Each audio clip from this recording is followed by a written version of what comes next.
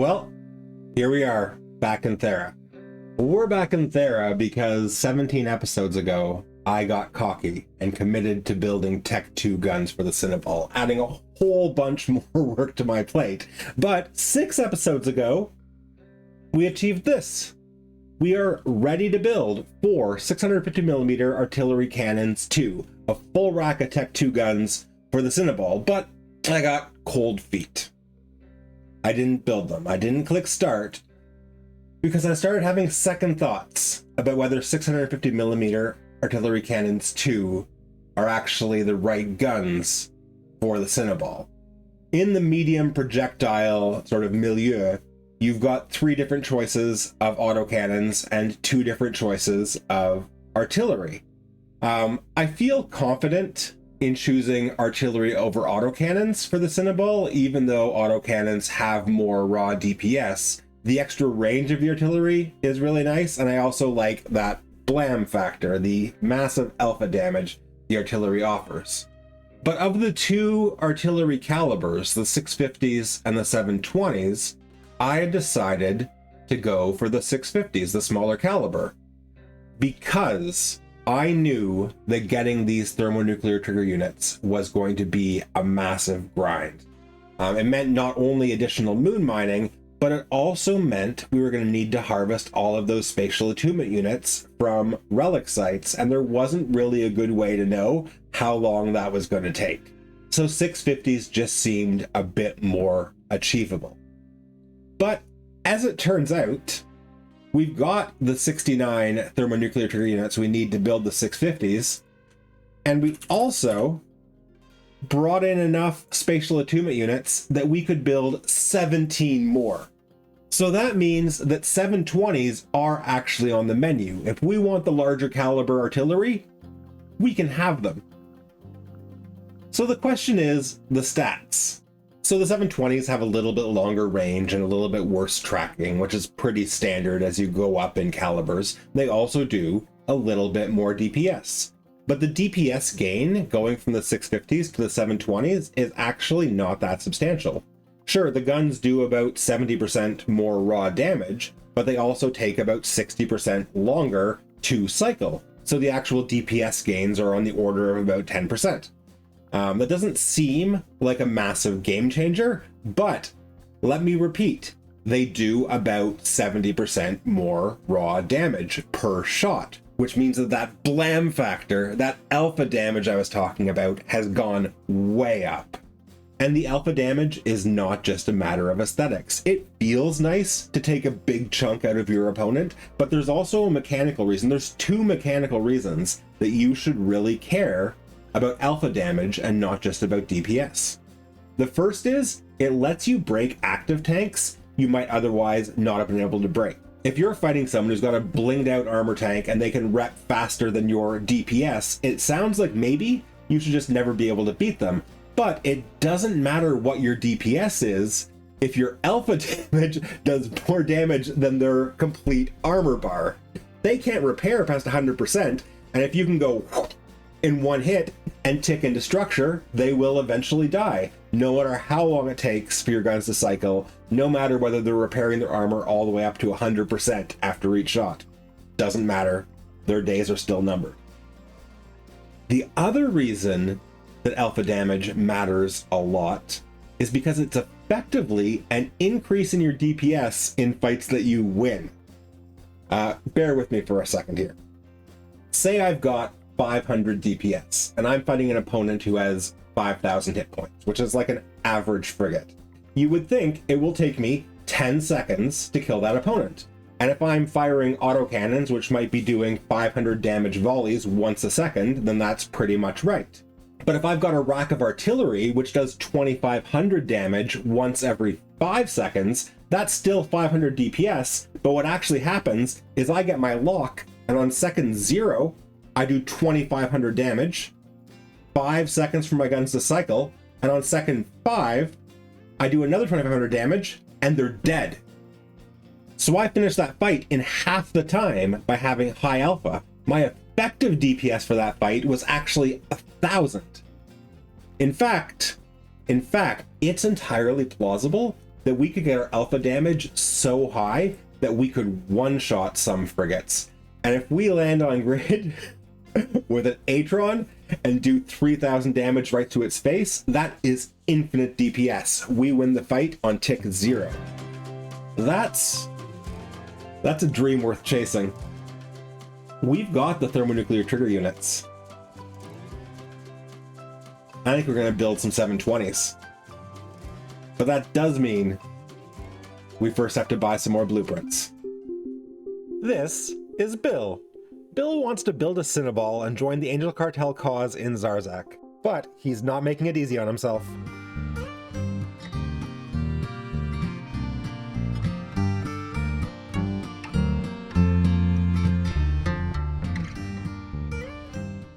$720mm howitzer artillery 1 blueprint, 1.5 million ISK. Titanium Sabo M blueprint, 235,000 ISK. Carbonized lead M blueprint, 80,000 ISK. Depleted uranium M blueprint, 205,000 ISK. Medium projectile collision accelerator 1 blueprint, 750,000 ISK. RAM ammunition tech blueprint, 365,000 ISK.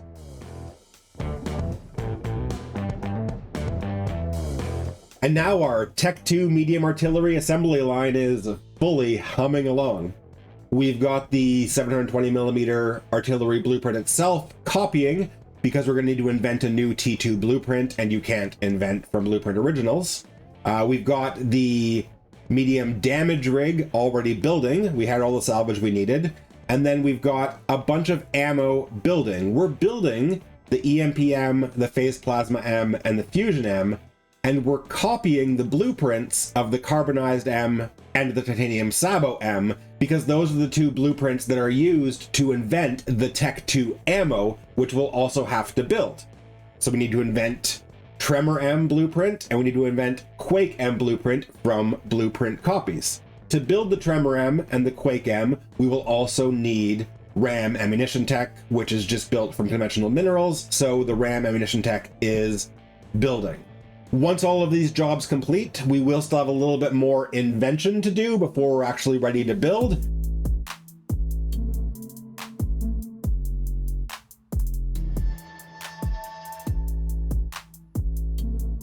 Okay, we have successfully invented the blueprints for both types of Tech 2 artillery ammo, and we have also successfully invented the blueprint for the 720mm howitzer artillery 2 cannons themselves. It's time to finally build some Tech 2 guns. But yeah, I did foresee this problem. We obviously need to build some more thermonuclear trigger units, because we only built the 69 that we needed for the 650s, and we're going to need 76 to build the 720s. That's 7 more thermonuclear trigger units, but no problem. We can build those right now. However, we're also short on morphite. We need 76 morphite to build these guns, and we have 75. I knew when I built the Ascendancy implants and all of the morphite that took, that I was going to be in danger of running into morphite issues. We only needed 69 morphite to build the 650s, so when I was planning the implant build, I was like, okay, that's fine, we still have enough morphite left. But I realize now that not only do we require more morphite if we're going to build the bigger guns, but also the Tech 2 ammo itself requires morphite. So we need 76 for the guns. We need 12 for 1 run of Quake.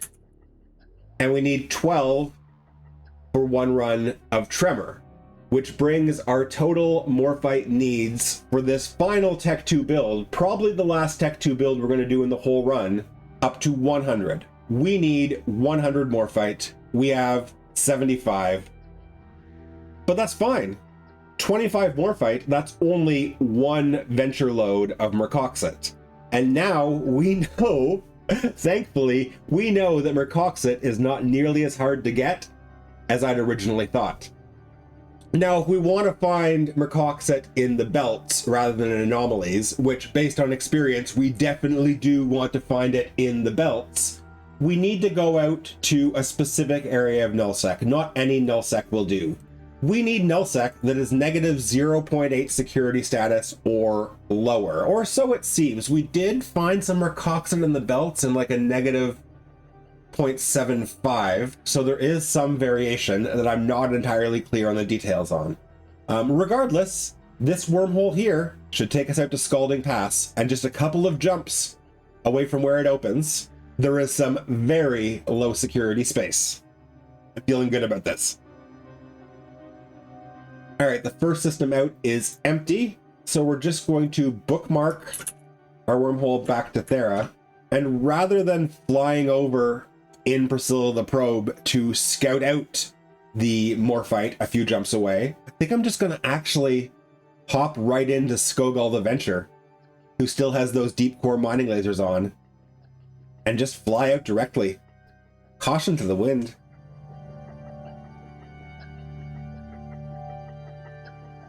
Looks like a Mercoxit miner. Let's go.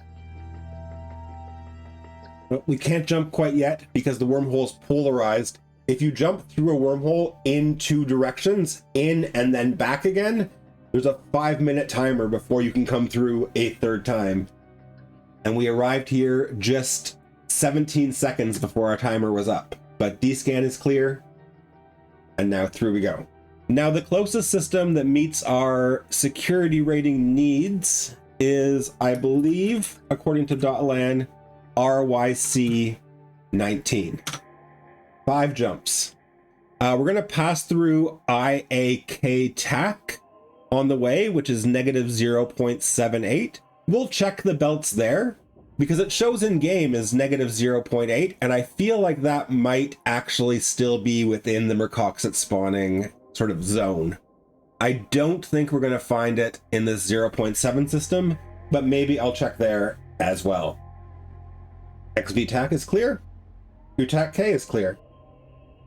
KZF has 4 others in local, so we are going to have to be a little cautious. I'm going to drop a safe, first a tactical near 2TAC K, and then a slightly deeper safe out near this anomaly. There's a saber and a malediction. That's a little concerning.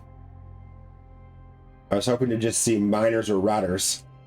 We want to go over to IAK. The question is going to be finding out if we can cross that gate safely. I'm worried that we won't be able to. With a saber and a malediction out, if they're going to be patrolling one of these gates, IAK seems like the natural route for them to put up a roadblock. Fortunately, we can get within D-scan range of IAK. Okay, so 2 of the people have left system. The IAK gate seems to be clear. There's a vigil on scan, but the vigil could be on the Astor House. However, this also means the Saber pilot could have just gone through. There's a decent chance that they've all gone through the IAK gate to wait for me. Not quite sure what the right play is here. I'm going to get a little further away from the gate to make it less obvious that I'm just waiting to go through. How long's left on this wormhole? Eve Scout says 16 hours. Who are these people? Pandemic Horde. I actually think the right play here is to safe log, give them about an hour to think that I'm gone, and then try and rush that gate. Just gotta hope they don't collapse that wormhole behind me. Don't want to be stranded out here in Scalding Pass. Okay, it's been about 2.5 hours and we are logging back in space. Yes, and KZF VTAC, KZF VTAC 4 is empty. Which I presume means that the entirety of Pandemic Horde is now waiting on the other side of this gate. But we are about to find out. Oh, there are a bunch of people here. I'm going to get off grid. This shows in game as negative 0.8 security, but It's actually negative 0.78. So I'm not entirely sure that there's going to be Mercoxit here. And with 9 people in local, I'm not especially eager to go bouncing around the belts. I would rather move on to a system where I know Mercoxit can spawn and investigate there. Oh, we have RYC TAC all to ourselves. Now, it all depends on me actually finding Mercoxit in the belts. There's some angel rats. And Mercoxit.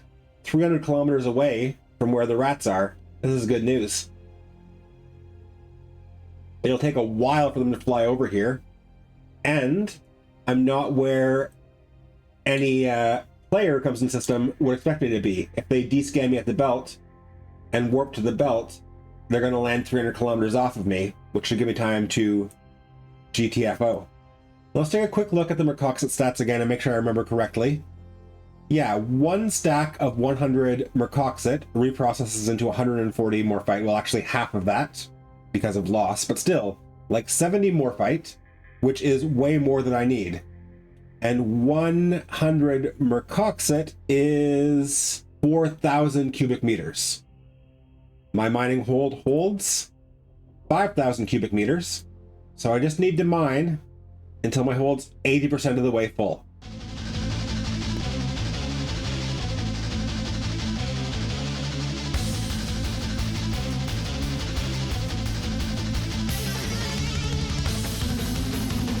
Okay, the angel rats here are starting to get within range to potentially actually shoot at me. And not only do I not want to kill the angels, I cannot kill these 3 battle cruisers and 2 destroyers with my Hobgoblin 1 and Hornet 1. But I've got half the Mercoxit I need. And fortunately, there's actually another Mercoxit asteroid 700 kilometers away. So I can just bounce over to the far end of the belt and get back to mining while these none too bright angels low boat all the way over here.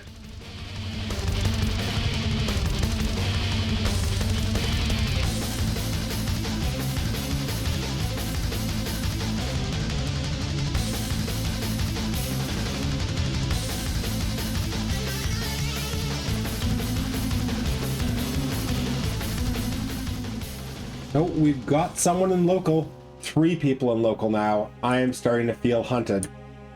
It's very hard for me to bring myself to leave grid with 92 Mercoxit. It's 2.5 minutes.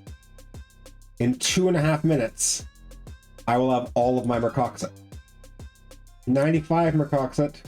98 Mercoxit. I should be able to short cycle my miners and get the last 2 I need. 101 Mercoxit. I'm off grid. So I now need to go back to QTAC K. In IAK TAC before, I think it was actually Horde that I saw. No, it was Horde a couple of jumps further over. Oh, here they all are. Is there a bubble? No. Get off grid. And we're alone in system again. Just a last 3 jump sprint to Thera. Okay. There's an arbitrator sitting here, but he's warped off. I wasn't too worried. I don't think an arbitrator was likely to be able to lock me before I warp off and also apply the 3 points of warp scramble strength it would take to hold down a venture. Unless I see an interceptor or an interdictor or a heavy interdictor on that wormhole, I was not going to be too terribly afraid. Also, if he did aggress and something bad did happen, I was close enough to the wormhole to jump straight back through. And our home station is camped. Onyx is a heavy interdictor. Eos, Gnosis, Daredevil, Arbitrator. That is exactly what you do not want to see. I'm not going to hang out here on D-scan with them. I'm going to the deepest safe I've got in Thera with my 101 precious mercoxit, and I'm going to log off. Those pilots, they can sit and wait on the Sisters of Eve Gravitation Lab as long as they want. I am not going to fall into their trap. I did not expect this episode, when I started filming today, to be a masterclass in the art of the tactical log-off, but sometimes it is what is called for, and here we are. Okay, let's see if the gravitation laboratory is still camped by that heavy interdictor and his whole crew. I'm guessing probably not. I've spent a lot of time in Thera on this run, and I've seen the Paleocybernetics laboratory camped like that many, many times, but that seems to be a rarity at the gravitation lab. It's possible.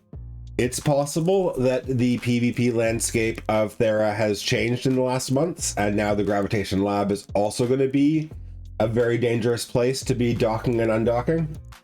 Although, I will say for the purpose of this run, we are almost done doing everything we need to do in Thera. So if that's the case, we're going to have some tense runs, but we've got a network of undocked bookmarks. We will be okay. But for now, I just really want to get this morphite home. And D-scan is clear. In our mining hold, we have 101 mercoxit, which gives us 84 morphite, more than we could possibly need. And since I set out to get that mercoxit yesterday and actually ended up logging off overnight, I know that our jobs are going to be done. Our thermonuclear trigger units, 7 of them, and now 720 millimeter howitzer artillery 2 blueprint. I would like 4 of these guns, and I'm going to have them in 3.5 hours. That feels real good. Now, we also were going to build Quake on the way and Tremor on the way. So we got both types of T2 ammo building, and we've got our T2 guns building. It is worth noting that Tech 2 guns and Tech 2 modules in general are just strictly better than Tech 1 modules usually. The downside to the Tech 2 module is usually just that it is harder to build and costs more and takes up a bit more fitting room, but otherwise it will just be better. Tech 2 ammo is a bit of a different story. We are going to want to bring both types of Tech 2 ammo, the Tremor M and the Quake M, in the Cynabal, but that does not replace our need for Tech 1 ammo. In fact, I would argue that the ammo selection game is actually more complex and nuanced with projectile weapons, and especially with artillery, than it is with any other weapon system. With hybrid weapons, and also with lasers and Treglavian disintegrators, your damage types are locked.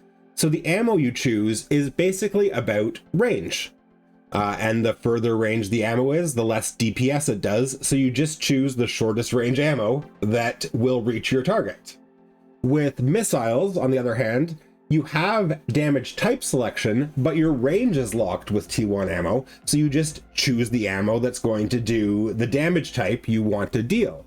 And while drone selection does have some nuance to it, it is fundamentally similar to missiles. Your drone control range is locked, but choosing different drones lets you choose different damage types.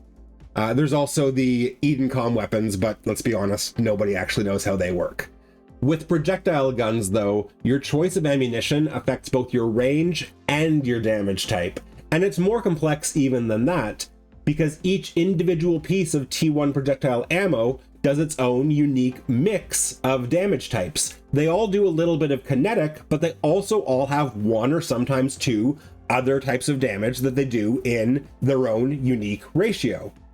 So it's rarely the case that there's an obvious best ammo for your needs. You have to pick the one which is the closest fit, and sometimes it can be very hard to tell on the fly which that's going to be. Tech 1 projectile ammo comes in 3 broad categories. There's the short range ammo, which is fusion and phase plasma and EMP, There's the mid-range ammo, which is your depleted uranium and titanium sabo. And then there's the long-range ammo, which is proton, nuclear, and carbonized lead. The mid-range ammo, by the way, also gets a substantial tracking boost, and we'll come back to that later. But talking about damage types, you'll notice that if you want to do EM damage at the mid-range, well, too bad. And if you want to do primarily kinetic damage at short range, then you're equally SOL. So it sometimes will happen that you'll find yourself in a situation where you're outside of the optimal range to be using short range ammo, but you really need to be doing EM damage, so you shoot EMP anyways. This is the kind of trade-off that you're always looking at with projectile ammo, and things get even murkier when you're dealing with T2 artillery, because then you're adding in the Quake, which is higher damage and shorter range than even the short range ammo, but also comes with a big tracking boost. And then you've also got Tremor, which is longer range than the long range ammo and does substantially more damage than you'd expect for the range, but has basically no tracking at all. And so it can be really hard to figure out what kind of ammunition to load into your Tech 2 artillery. And I think we should probably figure it out now. I mean, sure, we could just build them all and bring them all, but what's the point if we're never going to use half of them? And importantly, before we actually get into a combat situation with our new shiny Cynabal, I would like to know which kinds of ammunition are going to be useful and relevant to us. If you look for an answer to this question on Reddit or on the forums or by talking to people in-game or even on EVE University's wiki, you will eventually come across a piece of conventional wisdom that says, for Tech 2 artillery, you need to bring the Tech 1 short-range ammos, Fusion, Phase Plasma, EMP, and you need to bring the Tech 2 long-range ammo, Tremor, and that's it. Every single situation you find yourself in, they say, one of those 4 types of ammo will be the one for you. I personally think that advice is totally wrong-headed, but in order to understand why, we're gonna have to look at some PIFA damage graphs. Okay, first off, each of these charts has 5 different lines on it, and each line represents a 720mm artillery Cynabal loaded with a different type of ammo. There's one line for Tremor, one line for Quake, and one line for each of the 3 different categories of Tech 1 ammo. This graph you see here is raw damage output graphed against distance up until the 70-ish kilometer maximum lock range of a sensor boosted Cynabal. You'll notice that each ammo type's damage stays consistent up until optimal range, at which point it starts dropping off slowly in this sort of sinusoidal curve that eventually goes to 0. That's how fall off works. You'll also see, looking at this chart, where that conventional advice comes from. Yes, Quake is the absolute highest damage ammo, but it only actually outdamages the Tech 1 short range ammo up until about 15 kilometers. And if you're in an artillery ship, especially an artillery cruiser, you basically never want to be within 15 kilometers of anything. So in your actual combat engagement range, the Tech 1 short range ammo is going to be your high damage choice. And it stays your highest damage choice as ranges get longer, up until around 35 kilometers, where for this brief blip, the Tech 1 medium ammo has its day, except that by the time you actually finish changing ammo, reloading your guns, you'll have passed through that window entirely and be into the long tail where Tremor is your highest damage output. So of course it makes sense. You need the Tech 1 short range ammo and you need Tremor. But this chart is your raw damage against a stationary target. And when we're actually out there in space, ships, they're gonna move. So let's look at another chart which shows our actual applied damage against a cruiser-sized target that's microwarp driving around. I think that this is a pretty good stand-in for a typical engagement with a Cynabal. And you see here that the damage not only drops off for each ammo type as the range gets higher due to fall off, the damage also drops off as range gets lower due to tracking. The Quake is still the highest damage ammo in the short range up to about 18 kilometers, but again, that's not where we want to be fighting.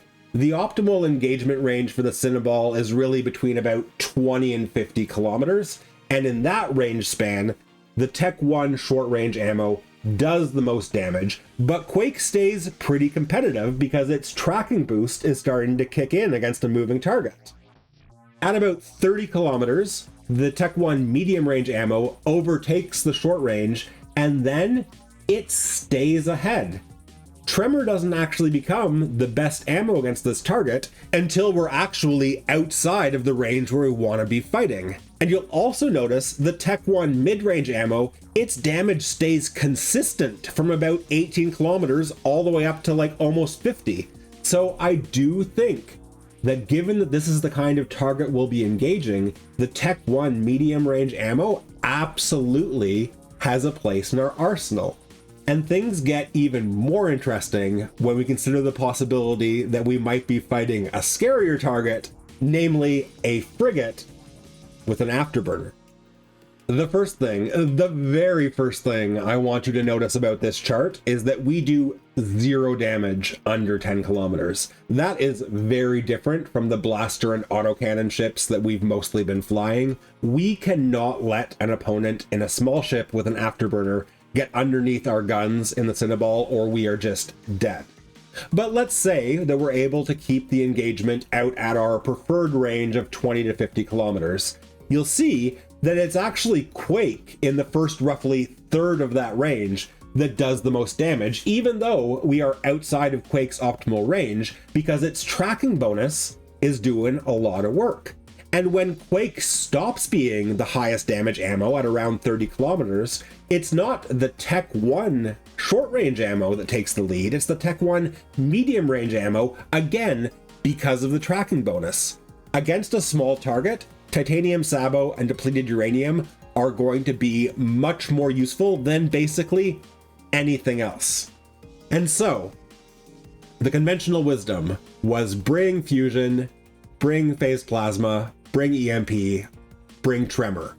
But what I am actually taking away from the time I've spent looking at these graphs is bring Quake, bring titanium sabo, bring depleted uranium, probably bring tremor, and probably bring some short range ammo. But the mid-range Tech 1 and the Quake is really going to be our bread and butter. And of the short range ammos, the one that we care about the most is going to be EMP, because none of our preferred ammos do EM damage at all. This analysis is going to help me decide what ammo I put in the hold of the Cynabal, but it's also relevant right now for a slightly different reason, because we're about to go back out to Kirsch.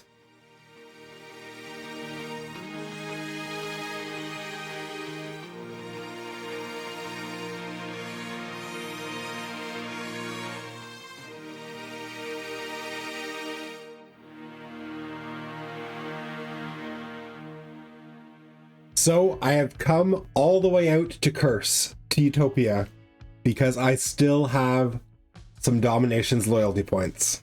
And I would like to receive the blessing of the Dominations on my Titanium Sabo M, on my Depleted Uranium M, and on my EMPM. That is all of my loyalty points spent, and what I have to show for it is absolutely beautiful. Now, to get this back to Thera. And actually, while I'm out here, I have some Archangel's loyalty points too. Not nearly as many. Surgical Strike 1, that's just a 1% bonus to my damage with all turrets. Yes, please. I don't quite have enough loyalty points to buy a second one, only the one. Hyper & Co., Gunslinger, Surgical Strike, SS 901 implant, building a Cynabal is going to be 1% more dangerous in every single turret ship. Now we go back to Thera. Now, I know I could have used that 3,600 loyalty points to buy 3 AngelNet resonators instead of 15,000 units of faction ammo. But the truth is, I'm going to need 60 net resonators, and the difference between grinding out 57,000 LP versus 60,000 LP is more or less a rounding error. Either way, I'm going to have a whole lot of LP to learn, and I could not bear the idea of flying into Zarzak in a Cynabal with Tech 2 guns and Tech 1 ammo. No thank you. And speaking of which, my Tech 2 ammo is also done. 5,000 units of Quake, 5,000 units of Tremor. This Tech 2 ammo wasn't even on our list of goals. This is just something that we did because we could. But you know what is on our list of goals? 4 Tech 2 720mm howitzer artillery. Bam! Look at this. Look at what we've done. The Cynabal, it is so close right now that I can almost taste it. When I close my eyes, I can see it. I can see it rolling off of the assembly line, and it is armed to the teeth.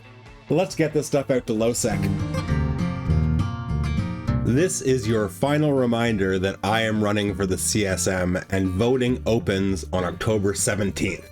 At the time I'm recording this, that's tomorrow, which means by the time you're watching this, there's a good chance voting's already open. So go to the EVE Online website and make your voice heard. And if you want to vote for me, I'm running as Macagon.